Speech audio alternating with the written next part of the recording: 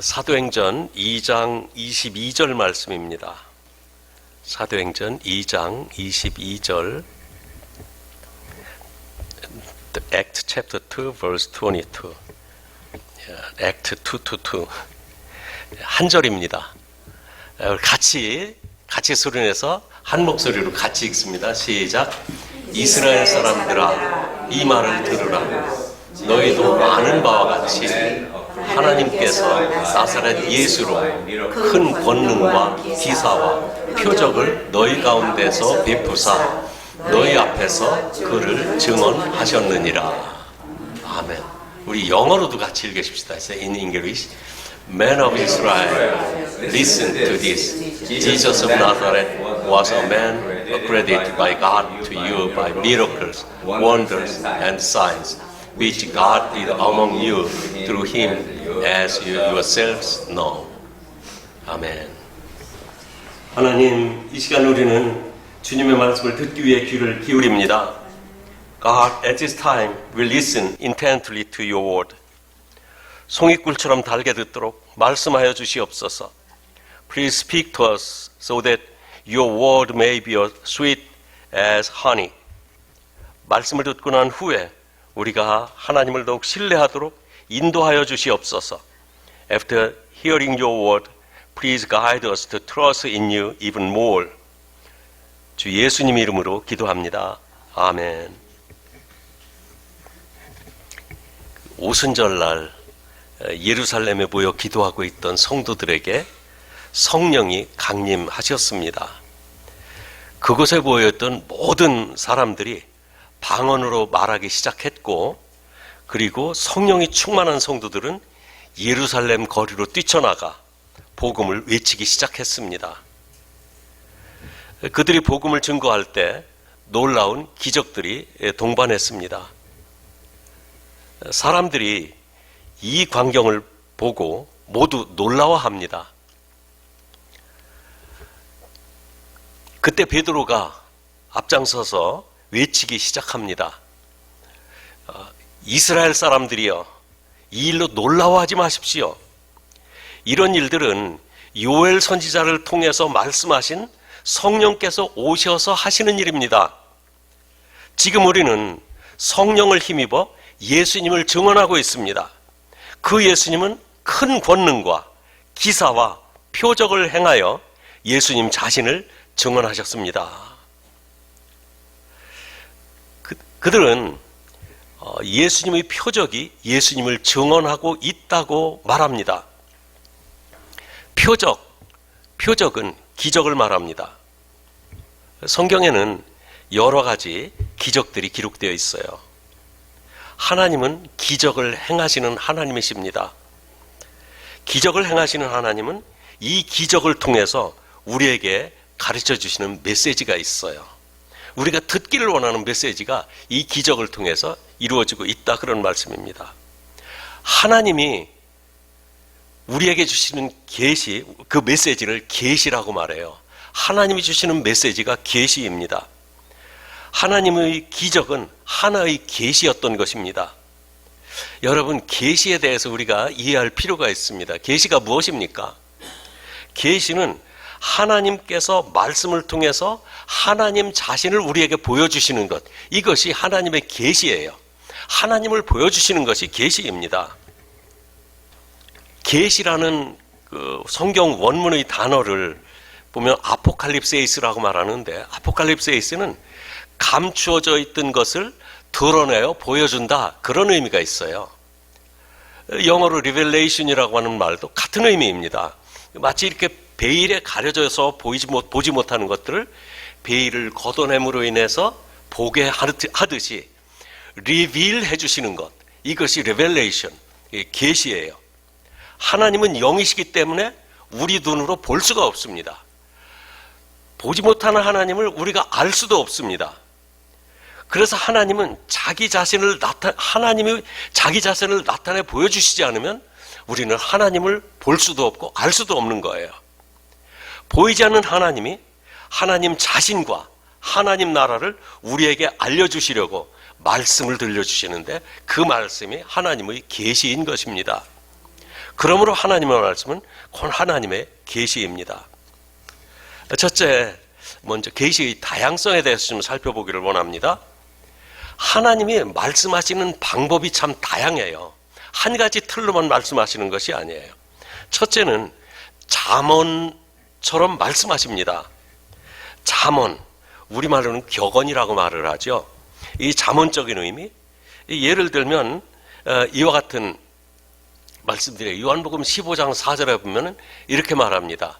내 안에 거하라. 나도 너희 안에 거하리라. 가지가 포도나무에 붙어 있지 아니하면 스스로 열매를 맺을 수 없음 같이 너희도 내 안에 있지 아니하면 그러하리라. 포도나무 가지가 포도나무에 붙어 있지 않으면 열매 맺지 못하는 것은 우리가 다 아는 사실입니다. 이와 똑같은 방식으로 우리가 하나님 안에 있어야 그 열매를 맺을 수 있다는 것을 이런 잠언적인 말씀으로 말씀하시는 거예요. 또 마가복음 9장 41절에 보면 이렇게 말씀하십니다. 누구든지 너희가 그리스도에게 속한 자라 하여 물 한 그릇이라도 주면 내가 진실로 너희에게 이르노니 그가 결코 상을 잃지 않으리라. 또 마태복음 19장 24절에 보면 이렇게 말씀하시죠. 우리가 잘 아는 말씀입니다. 낙타가 바늘기로 들어가는 것이 부자가 하나님의 나라에 들어가는 것보다 쉬우니라. 하나님 나라에 들어가는 것이 쉽지 않다는 말씀을 이렇게 하십니다. 그리고 요한복음 12장 24절에 보면은 한 알의 밀이 땅에 떨어져 죽지 아니하면 한 알 그대로 있고 죽으면 많은 열매를 맺느니라. 이런 말씀은요, 좀 깊이 음미하면서 들어야 그 의미가 있지. 밀이 하나 땅에 떨어져 죽지 않으면 그게 한 알 그대로 있고 죽어야 싹이 난다더라. 예수님이 말씀하셨어. 그렇게 해봐야 그거 우리 다 아는 거 아니야? 그런 식으로밖에 없어요. 그러나 예수님이 이 말씀을 하신 것은 좀 잠언적인 의미가 있는 거예요. 교훈적인 의미가 있습니다. 또 예수님은 이야기 속에서 말씀하세요. 예수님이 말씀하신다는 것은 꼭 이렇게 해라 저렇게 해라가 아니라 그냥 이야기 속에 아브라함에 대한 이야기, 야곱에 대한 이야기, 다윗에 대한 이야기들. 자, 아브라함에게 언약을 하시고 아브라함의 일생 동안 하나님께서 그 언약을 어떻게 지켜주시는지 아브라함의 생애가 하나님의 말씀이었던 거예요. 하나님께서 야곱을 선택하셨습니다. 야곱을 축복하셨어요. 그런데 야곱은 형과 아버지를 속이고 하나님의 축복을 가로챘습니다. 이런 이야기들. 그래서 외삼촌 댁에 가서 20년간 수고해서 가족과 재산을 모아 고향으로 돌아옵니다. 이런 이야기 속에서 하나님이 야곱의 인생을 어떻게 책임져 주셨고 야곱이 살아가는 동안 어려움을 어떻게 해결해 주셨는지 그 야곱의 생애가 곧 하나님의 말씀이었던 거예요. 나아가 다윗에 대한 것도요. 다윗이 하나님으로부터 왕으로 지명은 받았지만 이미 사울이라는 왕이 존재하고 있었기 때문에 사울에게 쫓겨다니며 하나님을 의지했던 이야기.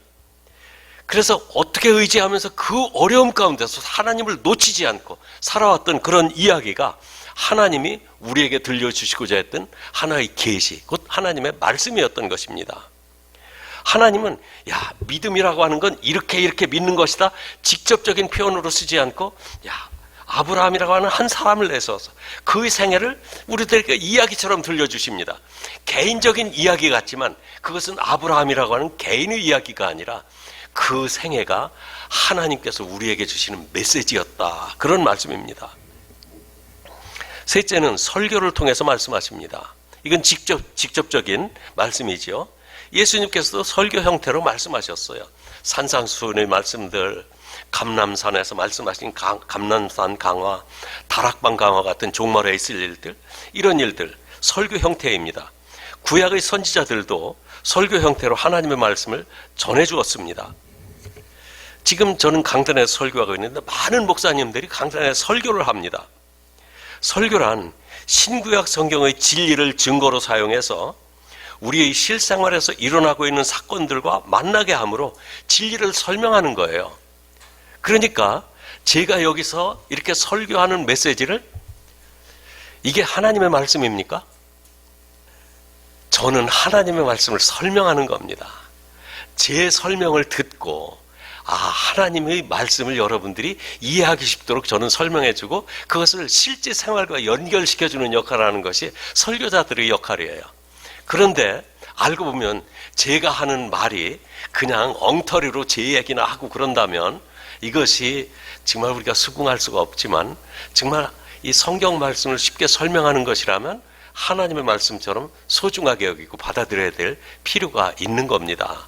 하나님은 제 입술을 통해서 그걸 설명하게 하셨으니까요. 설교를 통해 말씀하시는 하나님의 계시의 방법입니다. 넷째는 또 비유로 말씀하십니다. 씨 뿌리는 비유, 이른 양의 비유, 무슨 탕자의 비유, 이와 같이 비유를 들어 하나님의 심정이 어떠한 것인지 하나님의 나라를 이해할 수 있도록 이와 같이 비유를 들어 말씀하십니다. 또 다섯째는 예수님의 삶을 통해서 말씀하고 계세요. 예수님이 사셨던 3년 반의 그 모든 인생, 아니면 태어나시면서부터 성장하는 모든 과정까지가 예수님의 삶 자체가 하나님의 말씀이셨던 거예요. 인생의 만족을 찾지 못하고 그 5번이나 결혼에 실패했던 한 여자가 있습니다. 사마리아 여자가 있습니다. 6번째 남자와 살고 있는데 그 남자도 남편이 아니래요. 그런데 그 여자를 만나려고 일부러 그 떼약볕이 뛰는 사마리아 길로 질러서 가십니다. 또 삭개오라고 하는 한 세리장이 있습니다. 세리장은 그저 세금 걷어서 돈 버는 사람 그런 정도로만 이해하지 마시고 삭개오라는 사람은 그 유대인들로부터 얼마나 미움받고 돈은 많이 벌었을지 모르지만 참 마음이 가장 허전한 사람이 이런 사람들이에요. 그런 사람을 만나서 하나님을 만나게 해주시려고 일부러 여리고를 통과하십니다. 예수님께서 행하신 그 사마리아를 통과하신 일, 여리고를 통과하신 일, 이거는 한 영혼을 아끼시면서 사랑하시고 구원하시려는 예수님의 열심이 예수님의 삶을 통해서 우리에게 주시는 말씀이었다는 거예요. 그냥 하나님이 어느 날 말씀하시기를 내 아들 예수를 봐라. 예수는 한 영혼을 얼마나 사랑한지 아니? 뭐 한 영혼을 지극히 사랑한다. 이렇게 말씀하시는 것보다 그저 복음을 들어야 될 한 사람을 찾아가서 그를 위해서 그 생수를 공급해 주시고 또 삭개오를 찾아가셔서 그 집에 이 집이 구원이 이 집에 이르렀다 선포하시는 그런 것을 통해서 예수님의 깊은 심정을 말씀해 주시는 겁니다. 예수님은 새벽 기도하라고 한 말씀도 하신 적이 없습니다. 그런데 예수님은 새벽 미명이라는 것은 아직 밝기 전입니다. 미명의 한적한 곳에서 기도하셨다고 말씀하세요. 이것은 새벽에 하나님과 조용히 만나는 기도의 교제가 믿는 사람에게 얼마나 중요한지를 깨닫게 해주시는 말 없는 말입니다. 무언의 말씀입니다. 이 무언의 메시지를 통해서 우리는 새벽에 기도를 합니다. 여섯째, 하나님은 기적을 통해서 말씀하십니다. 예수님께서는 병자들을 고쳐주셨어요. 바다를 꾸짖어 잠잠하게 해주셨어요. 무화과나무를 꾸짖어 마르게 하셨습니다. 이런 기적은 기적 자체가 목적이라기보다는 그 이적을 통해서 주시는 말씀이 있다는 거예요. 예수님이 어떤 분이신가? 자연과 생물의 생명까지도 주관하시는 주권자 하나님이시구나.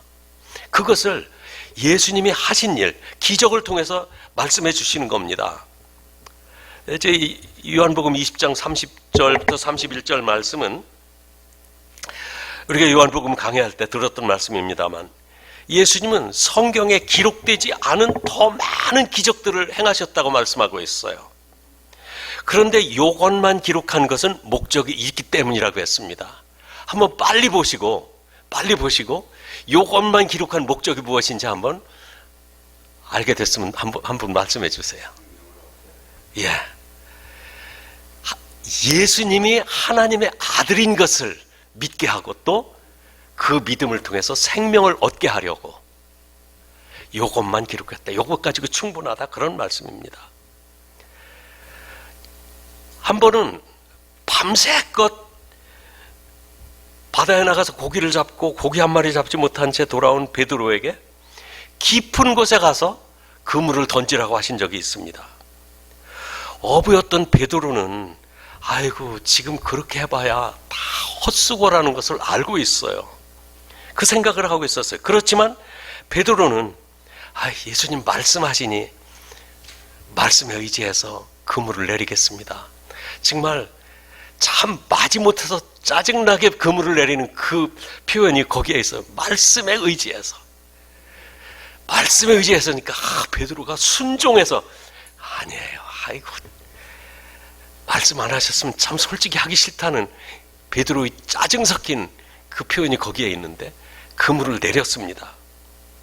그랬더니 그물이 찢어질 만큼 고기를 많이 잡았습니다. 그래서 어쨌다는 것입니까? 베드로가 놀라고 예수님이 베드로에게 고기를 많이 잡게 해주셔서 베드로를 예수님이 부자가 되게 해주셨다. 그런 말 아니죠. 또 그 후에 베드로는 그 다음부터는 나가서 그물을 던질 때면 꼭 깊은 데 그물을 던지더라. 그런 얘기도 아닙니다. 이 놀라운 기적 앞에 베드로는 자기 자신을 발견합니다. 그리고는 주여 나를 떠나소서 나는 죄인이로소이다. 기적은 자기를 발견하게 합니다. 교만한 사람을 겸손하게 만듭니다. 기적은 곧 우리에게 주시는 하나님의 말씀이며 눈으로 볼 수 있는 주님의 권능입니다. 우리는 성경의 기적을 어떠한 태도로 대할 것인가? 기적을 열심히 연구해서 너희도 매일매일 기적을 경험해라. 그 말씀 아닙니다. 기적은 인간의 이해의 차원을 넘어갑니다. 기적을 대하는 우리의 태도는 믿느냐 안 믿느냐 두 가지 중에 하나를 선택하는 것입니다. 자, 이제 두 번째 기적이란 무엇인가에 대해서 좀 말씀을 드리려고 합니다. 성경에서 말하는 기적, 그 언어 설명을 하려는 겁니다. 구약에서 기적에 대해 사용된 언어는 이런 것들입니다. 첫째는 모페트. 모페트는 영어로 원더에 해당되는 그런 단어예요. 그 의미 그대로 깜짝 놀랄 일이 기적입니다. 하나님께서 우리에게 오셔서 기적을 행하실 때 우리 인간의 생각으로는 이해가 되질 않습니다. 다만 놀라울 뿐입니다. 홍해를 가르고 백성들을 마른 땅으로 통과하게 하신 일, 광야에서 반석을 치어서 물이 솟아나게 하신 일, 이런 일들은 정말 깜짝 놀라야 할 일들이에요. 이런 일들은 과거에도 없었고 앞으로도 없습니다. 이러한 기적 앞에 우리는 깜짝 놀랄 수밖에 없습니다. 그리고 이와 같은 기적, 이적은 단회적입니다. 한 번밖에 일어나질 않습니다. 과학적인 사건이라면 과학을 적용해서 똑같은 일을 반복해서 일으킬 수가 있어요. 그러나 기적은 과학적인 사건이 아니기 때문에 반복해서 일어나질 않습니다. 그러므로 기적은 과학적으로 설명을 할 수가 없는 거예요. 이 라이트 형제, 그러니까 이제 윌버 라이트하고 올윌 라이트 두 형제가 조종이 가능한 비행기를 만들어 하늘을 날았어요. 그리고 사뿐히 내려앉았어요. 모두 기적이라고 했습니다. 물론 그렇게 되기까지 수많은 사람들이 하늘을 날아보려고 시험한 거, 그것도 기억하셔야 돼요. 라이트 형제가 그냥 첫 번이 아니에요. 그저 비행기 타다가 탁 떨어져가지고 깨진 사람들, 다쳐가지고 부상을 입은 사람들, 또 그리고 목숨까지 위태로웠던 사람들도 많이 있어요. 그런 시험을 거쳐요. 이제는 그냥 저절로 나르다가 꼬나박는 그런 비행기가 아니라 한번 조종해서 나를 수 있는 비행기를 만들어보자 해서 첫 번째 성공한 사람이 라이트 형제예요. 그래, 라이트 형제가 유명한데 하늘을 났어요. 그리고 사뿐히 내려앉았어요. 사람들이 기적이 일어났다고 했습니다. 그러나 그것은 과학이지 기적은 아닙니다. 공기의 흐름과 날개의 모양을 유체역학으로 만들면 공기 저항을 줄이면서 물체가 하늘로 올라가요. 그게 똑같은 과학의 공식을 적용하면 똑같은 것을 만들어낼 수가 있는 거예요. 과학은 기적이 아닙니다. 과학은 하나님의 법칙에 순종하는 것이 과학이에요. 이미 과학자들은 법칙을 변경은 못 시켜요.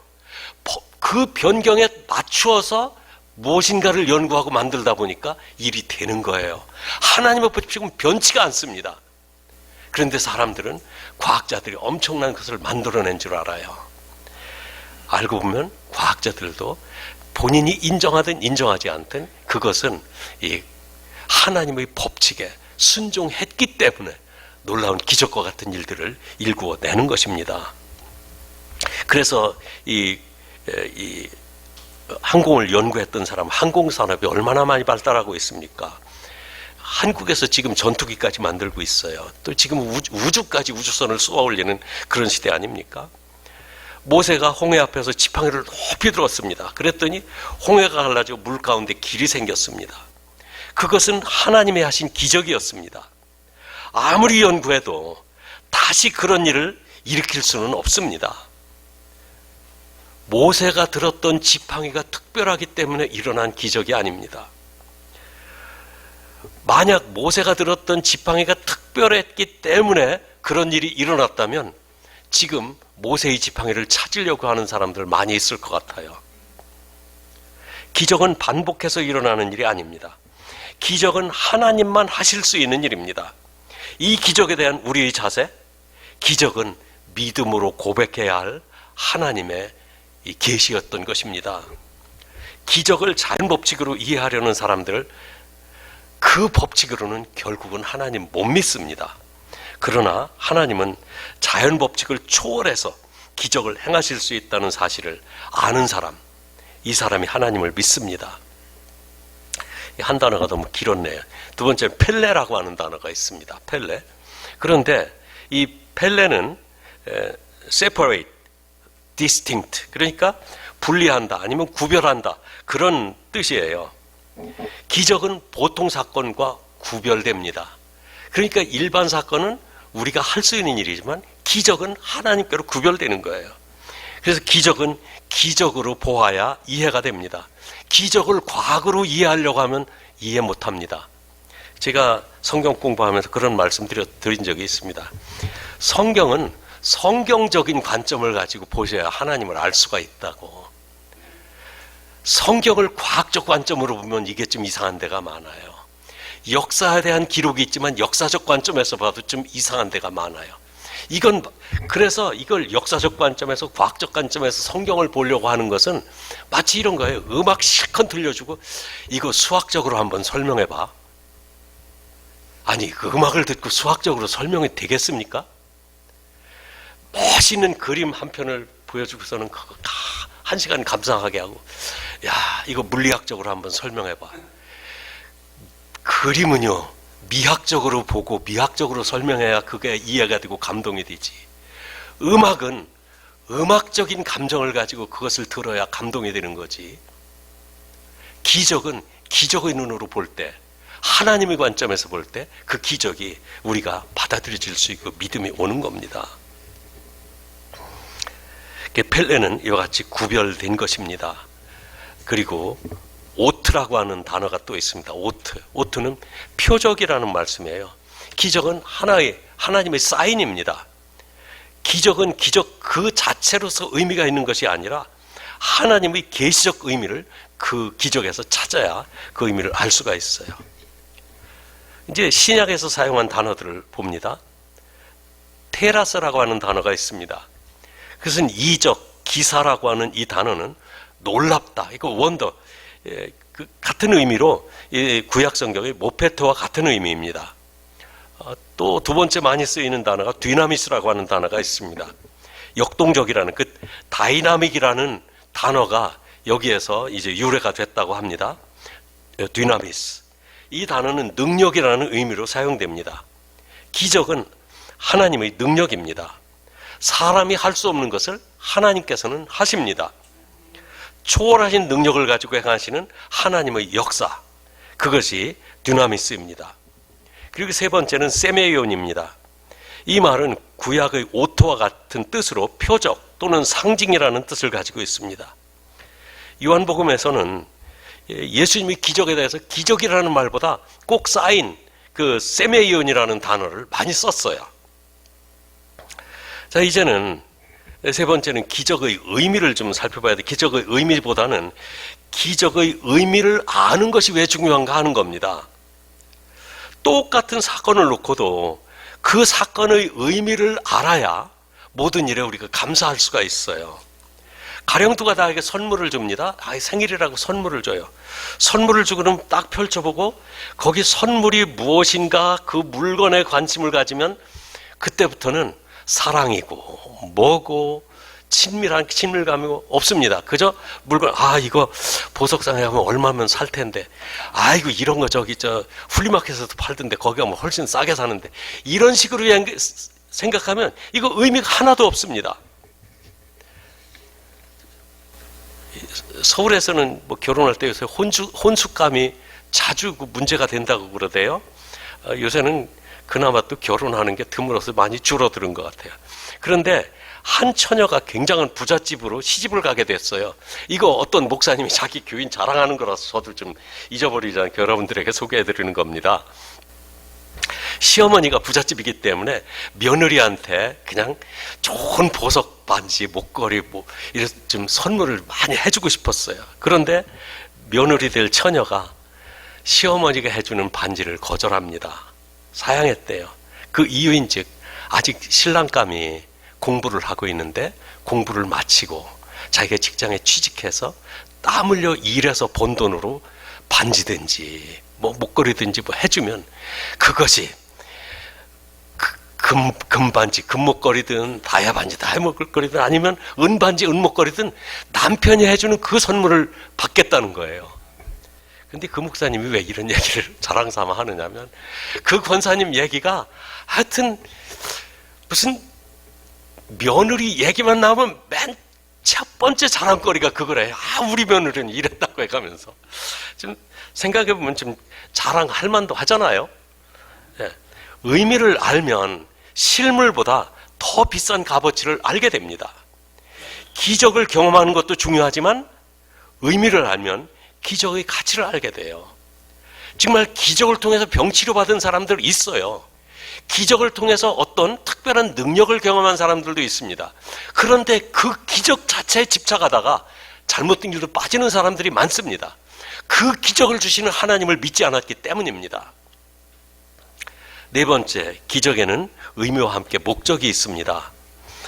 기적의 목적에 대해서 예수님이 행하신 기적에는 잔치집에서 물이 포도주가 되게 하신 일, 또 바다를 잔잔하게 하신 일, 베드로의 그물을 채워주신 일, 또 바다 위를 걸어오신 일, 이런 특별한 기적적인 일들이 좀 있었지만 그 외에는 거의 대부분 병자들을 고쳐주신 일입니다. 나면서부터 한진병이 된 자, 소경된 자, 귀머거리 된 자, 또 불치병으로 고생하는 사람들, 그런 사람 병 고치는 기적들이 대부분이에요. 만약 예수님께서 병을 고쳐주시는 것이 기적의 목적이었다면 하나님이 그 능력으로 세상의 모든 병자들 고쳐주실 수 없으실까요? 병을 고쳐주시는 데는 다 의미가 있고 병 고침을 통해서 주시는 특별한 메시지, 계시가 있기 때문에 선별적으로 병자들을 고쳐주신 것입니다. 병을 고치시는 기적만 특별한 것이 아니라 알고 보면 병든 것도 의미가 있다는 말씀이에요. 우리가 병든 것은 하나님의 능력이 부족해서, 우리의 믿음이 부족해서 병 걸리는 거 아닙니다. 그것은 전능하신 하나님을 믿고 의지하게 하시려고 우리들에게 하나님께서 이와 같은 일들을 허락하시는 거예요. 하나님이 우리를 사랑하심에도 불구하고 우리에게 병이 들었다면 병든 것도 하나의 표적입니다. 병들었다가 나았을 때만 감사한 것이 아니라 병든 것도 감사할 수 있어야 참된 믿음, 참된 그리스도인인 거예요. 우리는 병에 걸린 사람을 위해서 기도합니다. 또 몸을 괴롭히는 악한 것들을 물리치시는 하나님을 의지해서 예수님의 이름으로 질병을 꾸짖기도 하고 나가라고 명령하기도 합니다. 왜냐하면 성경에서 그렇게 하라고 말씀하셨어요. 믿음을 가지고 그렇게 하라고 말씀하셨어요. 그래서 합니다. 근데 하나님은 우리들 몸에 질병을 허락하심으로 우리가 하나님을 더욱 의지하게 하십니다. 보면 병 안 걸리면 절대 예수님 믿지 않았을 사람들 수두룩해요. 또 나아가 우리 영혼까지 괴롭히는 악한 영의 역사가 있다는 사실에 늘 깨어있는 믿음을 갖게 하기 위해서 우리에게 악한 영들의 역사를 통해 우리 몸을 괴롭게도 하십니다. 그리고 고통과 불안을 평안과 좋은 것으로 바꿔주시는 우리 주님의 도우심을 믿게 하시고 의지해서 결국 주님의 축복을 누리게 해주시는 것이 이 질병과 치유의 놀라운 의미입니다. 질병은 근원부터 따져 묻는다면 인간의 죄로부터 시작된 악입니다. 그러나 아무리 악한 것이라도 하나님의 허락 없이는 사탄이 우리를 괴롭힐 수가 없다고 성경은 말씀하세요. 욥이라는 사람이 원인을 알 수 없는 큰 시련을 당했습니다. 그것은 욥을 비웃는 사탄에게 욥을 시험하도록 하나님이 허락하셨기 때문에 욥이 그런 고통을 당한 거예요. 하나님이 너 안 돼 하셨으면 욥 그런 고통 안 당해요. 그런데 그래 한번 해봐라. 허락하셨어요. 사실 이건 좀 이해하실 필요가 있는데 이것을 통해서 우리가 알 수 있는 게 뭡니까? 욥의 몸은 그 욥의 몸이었지만 그 몸의 주권자는 하나님이셨던 거예요. 하나님은 사탄이 욥을 강하게 시험할지라도 욥의 믿음 같으면 그것을 믿음으로 능히 이길 수 있을 것이다. 욥을 인정하고 믿어주신 거예요. 참 하나님께서 우리 누구와 같이 믿어주시기를 원하실 것입니다. 우리는 병에 걸린 것도 감사할 수 있어야 하고 또 능력으로 이기게 해주신 하나님 의지해서 이기기도 해야 합니다. 이적이 우리에게 요구하시는 것이 무엇입니까? 그것은 전능하신 하나님을 믿고 의지하게 하시려는 것입니다. 우리가 얼마 전에 읽었습니다만 여기 요한복음 20장 30절 31절 말씀 다시 한번 읽어보십시다. 시작. 예수께서 제자들 앞에서 이 책에 기록되지 아니한 다른 표적도 많이 행하셨으나 오직 이것을 기록함은 너희로 예수께서 하나님의 아들 그리스도이심을 믿게 하려 함이요 또 너희로 믿고 그 이름을 힘입어 생명을 얻게 하려 함이니라. 아멘. 수많은 표적을 다 소개하려는 것이 성경을 기록한 목적이 아니라고 그랬어요. 그것이 하나님의 목적이 아닙니다. 표적과 기사를 행하시는 예수님이 곧 하나님의 아들이심을 믿게 하고 그 하나님의 아들 예수님을 믿음으로 그 믿음을 힘입어 우리에게 영생을 주시려는 목적이라고 말씀하십니다. 참 앞으로 신약 성경에서 예수님의 기적을 계속 강해하려고 합니다. 사실 좀 이건 저 개인적인 말씀드리는데 설교 준비를 거의 다 해놨는데 이제 기적에 대한 어떤 말씀을 준비를 해놨는데 그냥 그 한 단편적인 그런 기적에 대한 말씀보다 지금 기적 한번 시리즈로 한번 했으면 기적 전체를 이해하는 것이 좋지 않을까 하는 생각이 머릿속에 들어서 갑자기 좀 제가 설교 준비에 좀 혼선이 있었어요. 그래서 이제 오늘 그 앞으로 그 기적에 대한 이제 기본적인 바탕을 말씀드리려고 오늘 이 말씀을 드렸습니다. 정말 기적의 의미를 깨달아 여러분들이 예수님을 더욱 신뢰하게 될 수 있기를 기대합니다. 아멘. 기도하겠습니다. Now I pray. 하나님은 표적을 통해서 계시하시는 하나님이십니다. God, you are the God who reveals yourself through signs. 저희가 성경에 기록된 많은 기적들을 잘 이해하기를 원합니다. We desire to fully understand the many miracles recorded in the Bible. 하나님은 성령 충만한 성도들이 거리에서 복음을 전파할 때 많은 표적과 함께 전하게 하셨습니다. God enabled the spirit-filled believers to preach the gospel in the street, accompanied by many miracles. 하나님, 예수님이 행하시는 기적은 하나님을 계시하시기 위한 표적입니다. God, the miracles Jesus performed were signs meant to reveal you. 예수님이 행하신 표적의 말씀을 한 말씀 배우면서 기적으로 계시하신 하나님의 말씀을 이해하고 우리도 믿게 하여 주시옵소서. As we study about each sign Jesus performed, help us to understand the Word of God reveals through these miracles and to believe in it. 나아가 우리도 믿고 기적을 경험하고 치유를 경험하기를 원합니다. And we desire to believe, experience miracles and experience healing. 저희가 주님의 능력을 믿습니다. We believe in the Lord's power. We pray in Jesus' name. 아멘.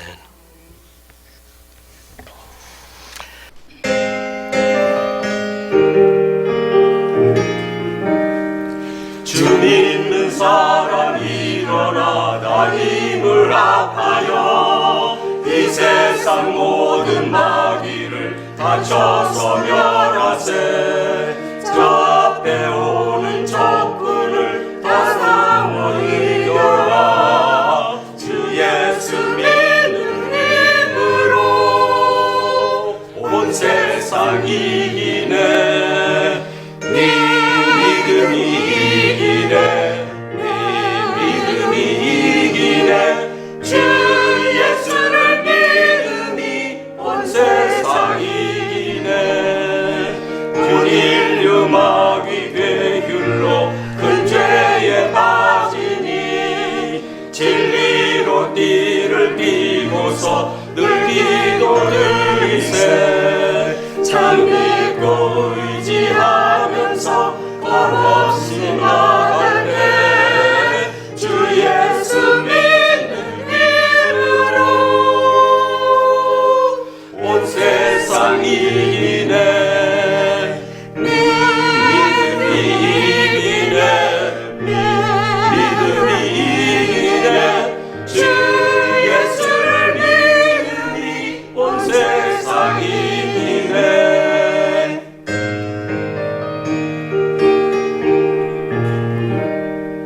끝까지 이긴 자에게 이 옷을 입히고 또 영생 복을 주시니 참 기쁜 일세. 이 어두운 세상 지나서 저 천성 가느라 주 예수 믿는 힘으로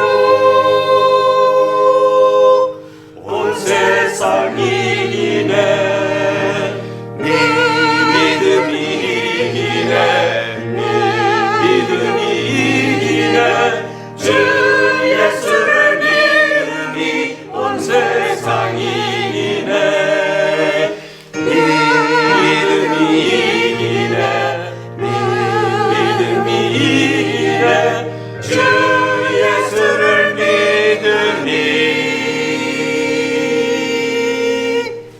온 세상 이기네.